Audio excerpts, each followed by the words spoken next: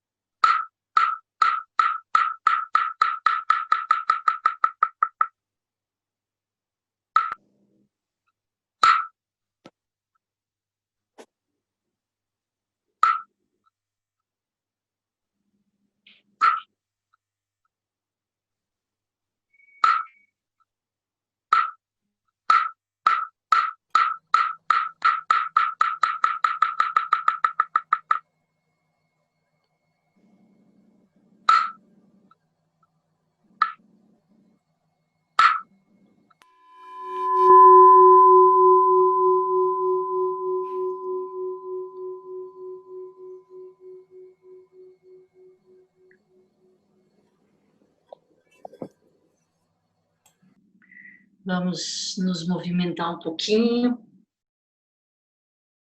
não precisar descruzar as pernas, se reajustar, a gente poder ouvir um pouquinho da Joko Beck hoje.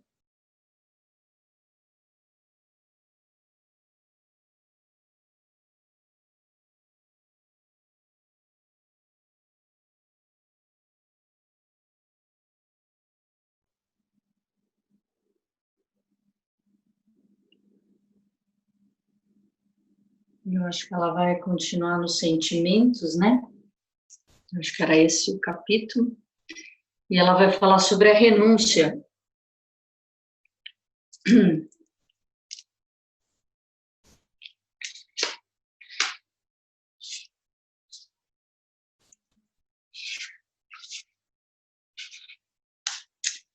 Renúncia.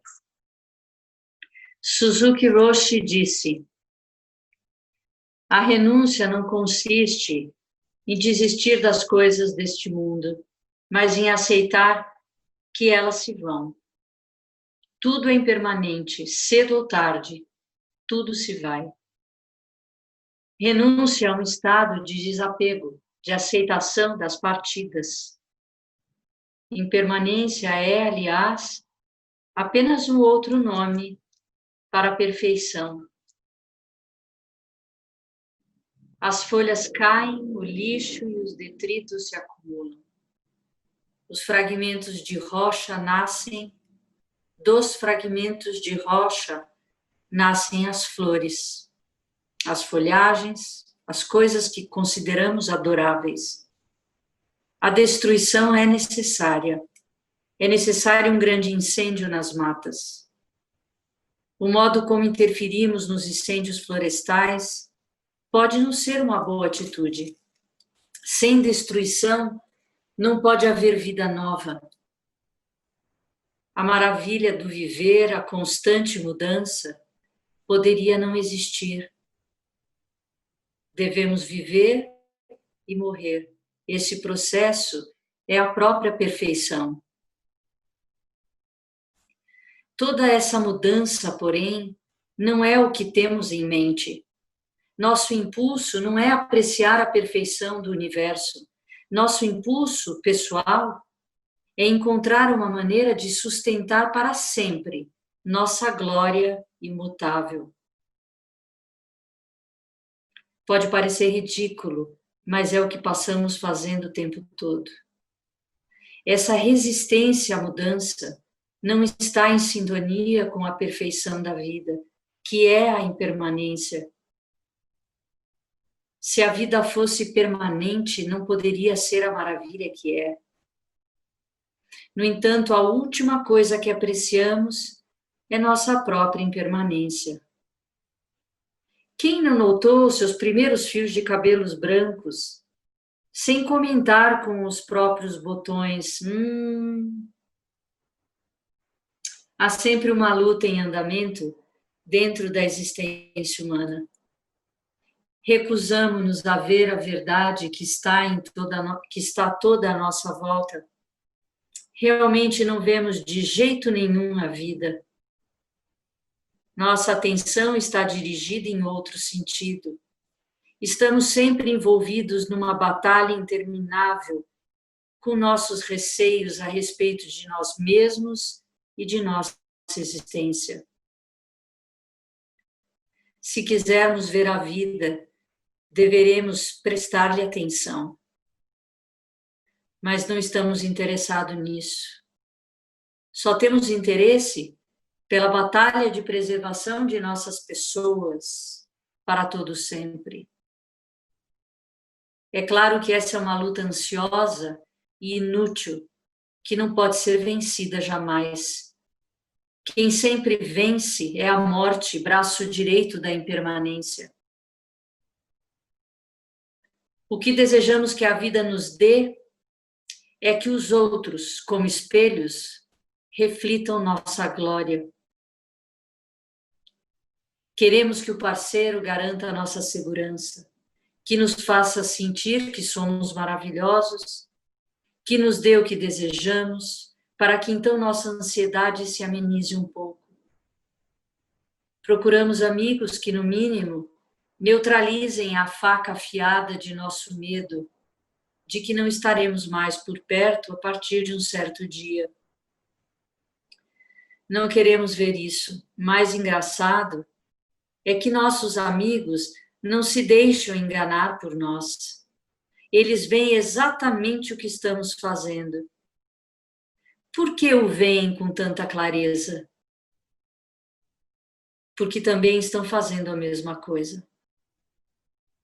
Não estão interessados em nossos esforços para sermos o centro do universo. Apesar disso, dedicamo-nos a essa batalha sem cessar. Ocupamo-nos de um modo frenético o tempo todo. Quando falham nossas tentativas para vencer a luta, podemos tentar a paz na falsa forma de uma religião. As pessoas que oferecem essa saída tornam-se ricas. Ficamos desesperados para que alguém nos diga: está ótimo, tudo será maravilhoso para você. Mesmo na prática Zen, tentamos encontrar um meio de esquivarmos-nos à prática genuína, para que possamos alcançar uma vitória pessoal. As pessoas costumam me falar: Joko, por que você pratica de um modo tão árduo? Por que não enfeita um pouco a coisa? Do ponto de vista do pequeno eu, a prática só pode ser árdua. A prática aniquila o pequeno eu, que não tem o menor interesse por ela. Não se pode esperar dele que saúde essa aniquilação com grandes demonstrações de alegria. Por isso, não há o que enfeitar para agradar o pequeno eu, a menos que queiramos ser desonestos. Há, contudo, um outro lado da prática. Quando nosso pequeno eu morre, nosso irado, exigente, queixoso, manipulador pequeno eu. Quando esse pequeno eu morre, aparece um enfeite genuíno, alegria e autoconfiança autênticas. Começamos a saborear o que é realmente se importar com outra pessoa sem esperar nada em troca. Essa é a verdadeira compaixão. O quanto a teremos depende da velocidade em que for morrendo esse pequeno eu. Conforme ele se vai, começam a ocorrer cá e lá momentos em que vemos a vida como ela é. Pode ser que às vezes atuemos e sirvamos aos outros de modo espontâneo. Com este crescimento sempre vem o arrependimento. Quando nos damos conta de que quase o tempo todo magoamos a nós mesmos ou aos outros, arrependemos-nos. Essa contrição em si é pura alegria. Portanto, vejamos que nossos esforços em um sextim são destinados a aperfeiçoar-nos. Queremos ficar iluminados, queremos ter clareza, queremos ficar em paz, queremos ser sábios. Quando nossa prática torna-se o momento presente, diremos: mas não é mesmo uma chatice? Os carros passam, meus joelhos doem, minha barriga ronca.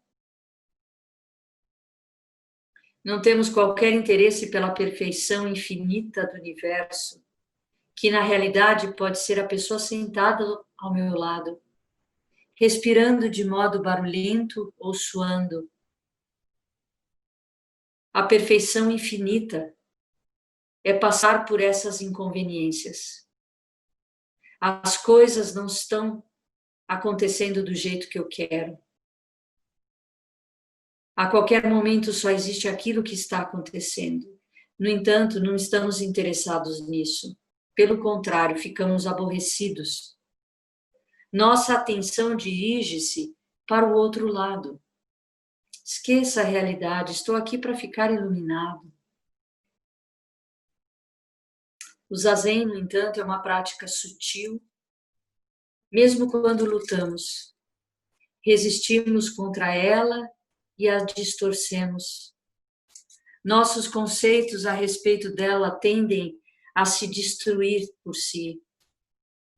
Aos poucos, apesar de nós, começamos a ficar interessados naquilo que a prática é de fato, em contraste com nossas ideias do que pensamos que ela deveria ser. A questão da prática é exatamente esse espaço de colisão em que meus desejos de imortalidade pessoal, minha própria glorificação, meu controle pessoal do universo colidem com o que é. Esse momento ocorre muitas vezes em nossa vida. Quando sentimos irritabilidade, ciúme, excitação, está havendo a colisão entre o modo que desejo as coisas e como elas são. Odeio aquela respiração barulhenta. Como ficar consciente do que é quando ela respira daquele jeito? Mas como praticar quando os meninos do vizinho estão tocando rock? Todos os momentos oferecem-nos um verdadeiro tesouro de oportunidades. Mesmo ao longo do dia, um dia tranquilo e sem incidentes, temos muitas oportunidades de ver a colisão entre o que desejamos e o que realmente é. Toda prática boa tem como meta tornarmos-nos conscientes de nossos falsos sonhos, de modo que nada exista em nossa experiência física e mental que nos seja desconhecido. Precisamos não apenas conhecer nossa raiva, como saber quais são nossos recursos pessoais para enfrentá-la. Se uma reação não for consciente, não poderemos olhá-la e dar-lhe as costas.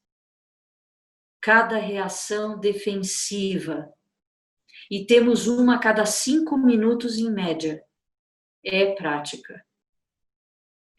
Se praticarmos com os pensamentos e as sensações físicas que compõem a reação, estamos abertos para a totalidade, ou para o sagrado, se preferirem. Numa boa prática, estamos sempre transformando nossa centração pessoal, estamos presos no cerne de reações pessoais, num canal cada vez mais universal para a energia universal, para ser, para essa energia que altera o universo 1 milhão de vezes por segundo. Dentro de nossa vida fenomênica, o que enxergamos é a impermanência. O outro lado é alguma outra coisa e não lhe damos nome. Quando estamos efetuando uma boa prática, estamos ampliando um canal para essa energia universal. E a morte perde a dor da ferroada. Um dos grandes obstáculos para enxergar é a nossa falta de consciência de que toda prática tem um poderoso elemento de resistência. Essa situação permanecerá até que nosso eu pessoal esteja completamente morto. Só um Buda não tem qualquer resistência, e duvido que dentro da população humana existam Budas. Até que morramos, sempre existe alguma resistência pessoal que tem de ser reconhecida. Um segundo grande obstáculo é a falta de honestidade a respeito de quem somos a cada instante. É muito difícil admitir: estou sendo vingativa, estou sendo punitiva, estou sendo hipócrita. Esse tipo de honestidade é difícil. Nem sempre temos de participar aos outros do que observamos em nós, mas não deveria estar acontecendo coisa alguma de que não tivéssemos consciência. Temos de ver que estamos perseguindo ideais de perfeição, em vez de reconhecermos e aceitarmos nossa imperfeição. Um terceiro obstáculo é ficarmos impressionados com nossas pequenas aberturas, quando vão ocorrendo, e assim desviarmos-nos do caminho principal. Elas são apenas frutos e não têm importância, a menos que as usemos em nossas vidas. Um quarto obstáculo é termos pouco entendimento da magnitude da tarefa que nos propusemos. A tarefa não é impossível, mas é interminável, além de não muito difícil. O quinto obstáculo, comum para aqueles que dedicam muito tempo à prática nos centros, é a substituição da prática persistente por conversas, discussões e leituras. Quanto menos dissermos a respeito da prática, melhor. Além de uma situação professor-aluno direta, a última coisa sobre o que falo é a prática Zen. E não falo sobre Dharma. Por que falar a esse respeito? Minha tarefa é observar como eu o violo. Vocês conhecem o antigo ditado: aquele que sabe não fala, e aquele que fala não sabe. Quando falamos sobre a prática o tempo todo, nossas conversas tornam-se uma outra forma de resistência, de obstáculo, um disfarce. É como os acadêmicos que salvam o mundo diariamente na hora do jantar. Falam, falam e falam.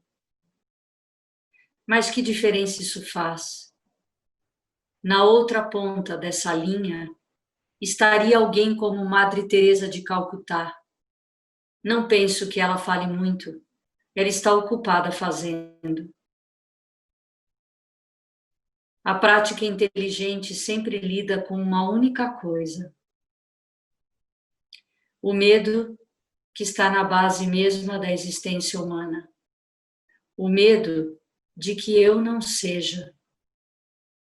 Claro que eu não sou, mas a última coisa que desejo saber é isso. Sou a própria impermanência dentro de um invólucro humano em rápida transformação, que dá a impressão de sólido. Temo ver o que sou, um campo energético em constante mudança. Não quero ser isso.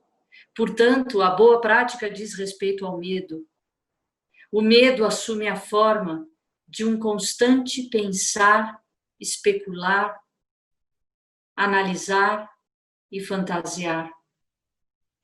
Com toda essa azáfana, criamos um revestimento tipo nuvem, que nos mantém protegidos dentro de uma prática de faz de conta. A verdadeira prática não é segura. Pode ser qualquer coisa menos segura. Mas não gostamos disso, e assim ficamos obcecados com nossos esforços febris para concretizar a versão de nossos sonhos pessoais. Essa prática obsessiva é, em si, só uma outra nuvem entre nós e a realidade. A única coisa que importa é vermos com o concurso de uma lanterna impessoal, vermos as coisas como elas são. Quando a barreira pessoal se desmancha, por que é que precisamos chamá-la de alguma coisa? Simplesmente vivemos nossa vida. Quando morrermos, estaremos simplesmente mortos, sem problemas de espécie alguma.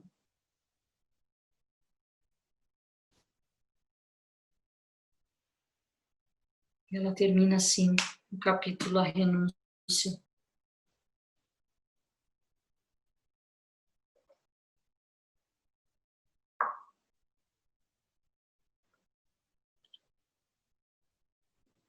Que bom a forma como ela lista os obstáculos, hein, gente?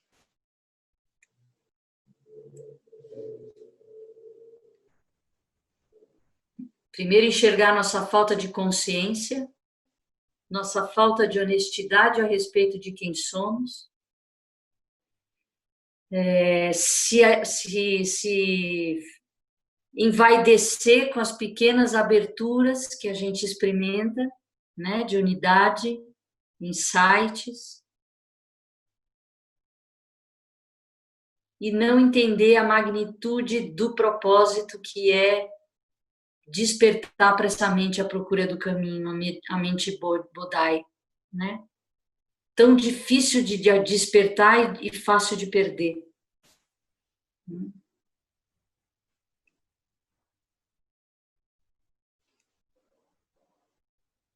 Eu adorei quando ela fala da fala, né? Que a gente, em tempos de pandemia, em tempos de encontros virtuais, a fala virou tudo, né? Então a gente está o tempo inteiro falando, né? Mas entender que a fala, o Sutra diz, a mente não se expressa em palavras, mas elas encorajam aquele que procura. Então, elas são importantes para encorajar a gente à procura dessa mente Bodhi, a mente em busca do caminho, né?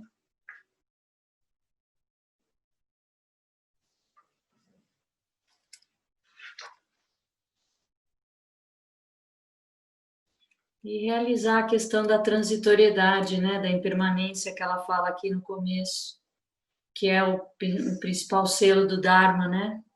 Que tudo é transitório, tudo é impermanente. Nós somos processos sem fim. E a gente fica querendo garantias, né, de segurança. E a questão do medo. O que a gente é capaz de fazer, né?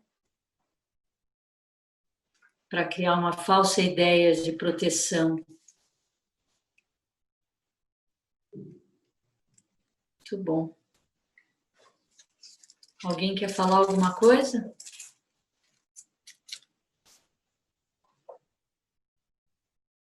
Eu já me perdi com a lua nova e a lua cheia. Dia 21 foi lua nova. Eu acho que está na hora da gente se arrepender. Vamos fazer o arrependimento, já que ela falou do arrependimento? Eu vou falar e vocês repetem depois de mim, tá bom?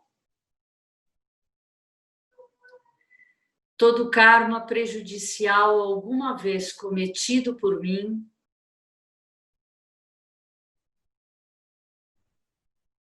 devido à minha ganância, raiva e ignorância,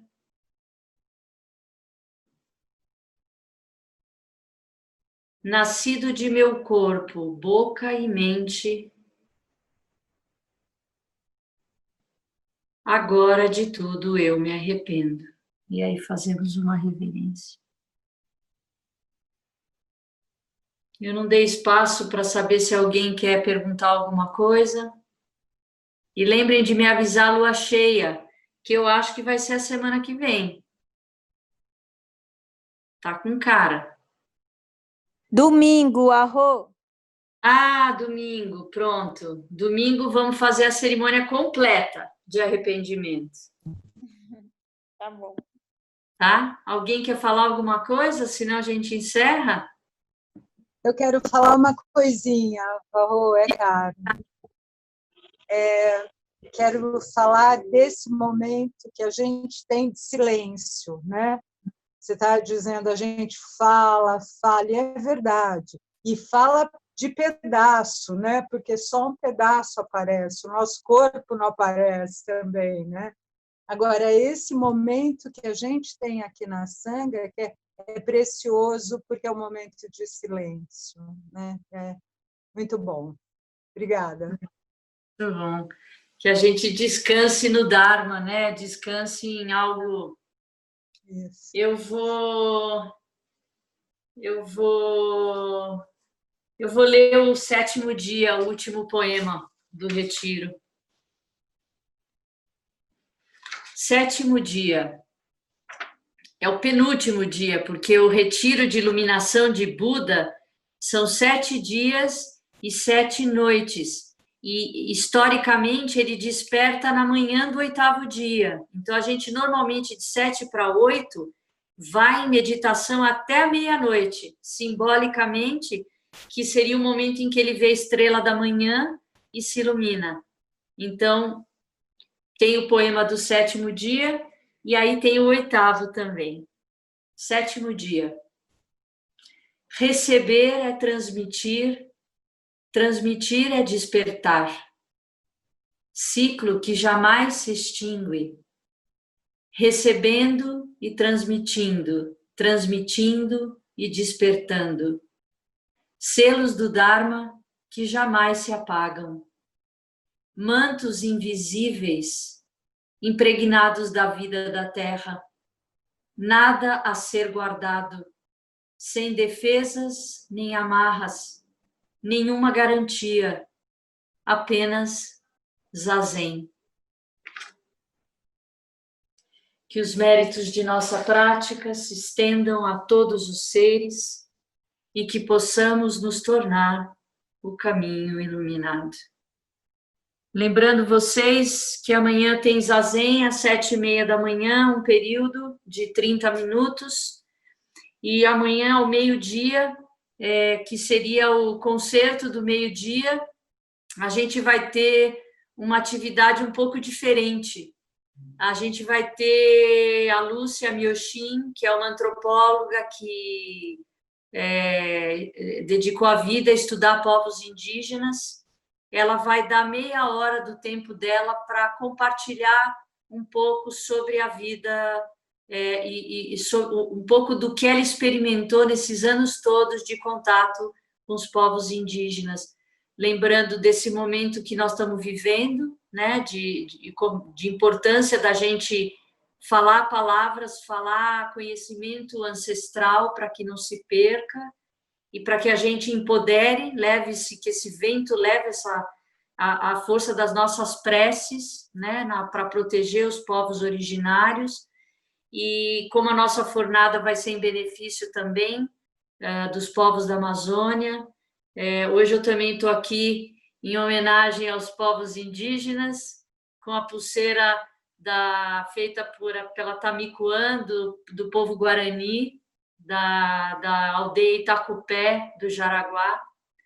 E eu espero que a gente possa fazer esse compromisso nos próximos meses, de oferecer todos os méritos das nossas práticas, das nossas orações, daquilo que a gente imagina ser mais sagrado e iluminado, o contato com aquilo que é mais benfazejo, todos os seres, todos os espíritos protetores da terra, que estejam guardando e cuidando dos povos indígenas e do povo negro, né? Povos quilombolas, porque realmente a gente tem que cessar com esse genocídio da população negra e indígena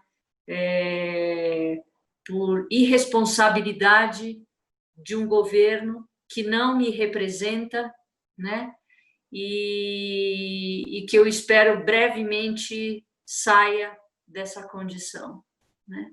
Então é isso, eu ofereço todas as minhas preces, aquilo que eu sou capaz de orar e me conectar, para que de fato promova essa mudança, né? Então, antes de encerrar, eu vou ler um poema. Lembra que eu estava lendo os poemas do Rohatsu Sesshin? E eu tinha parado no 5º dia. Eu vou ler o 6º dia, já que a Joko fala tanto de retiro, de Sesshin. 6º dia do retiro. Ouvir pelos olhos, menos equívocos seriam cometidos. Canon que vê os lamentos do mundo, não se lamenta. Acolhe e confia. Amanhece o dia, úmido pelo choro do orvalho, ao ouvir meus olhos sorrirem.